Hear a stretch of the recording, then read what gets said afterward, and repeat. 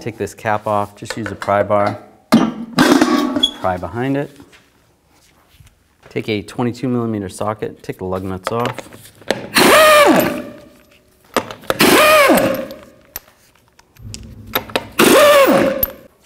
Take the wheel off. Take the cotter pin out, use some side cutters.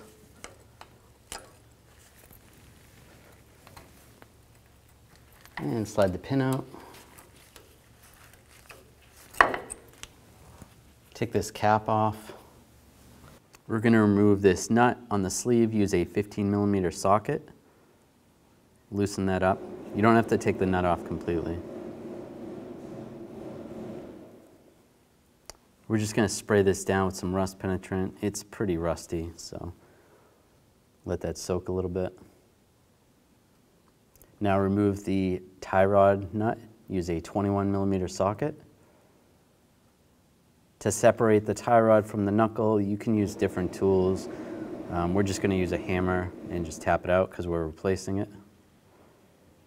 Now slide the tie rod off. This is reverse thread, so you're going to feel like you're tightening it, so turn it to the right and make sure you count the turns. So this would be 1, this would be 2, and so on. And then we get to the end and there's about 26. So write that number down so that you can put the new one on so it's pretty close when you put it back together. Now we're going to put the outer tie rod end on.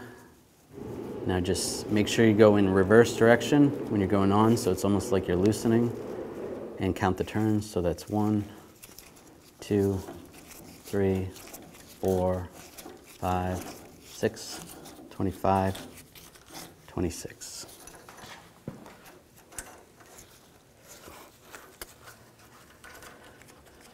Now slide the tie rod end into the knuckle.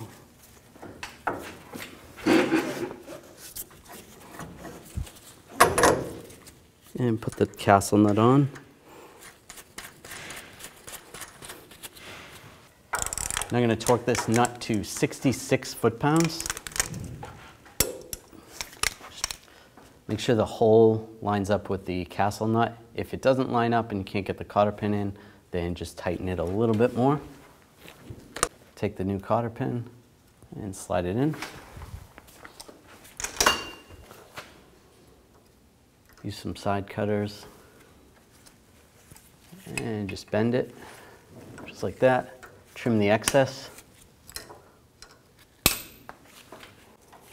Before we tighten this down, just make sure this is in the center and make sure the tie rod looks like it's centered.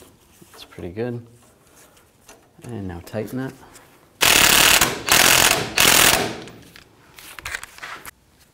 Now I'm going to torque these to 41 foot-pounds.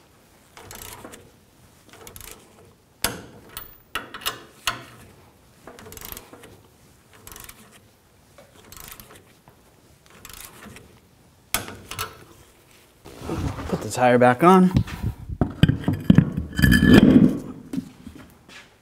And the lug nuts.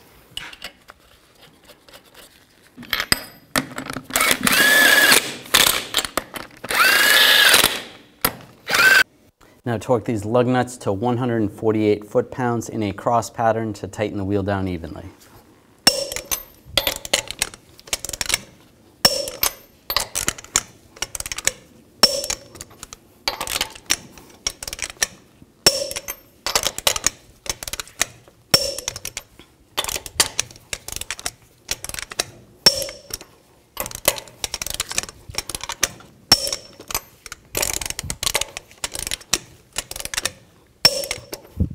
I'm just going to go around again, double check.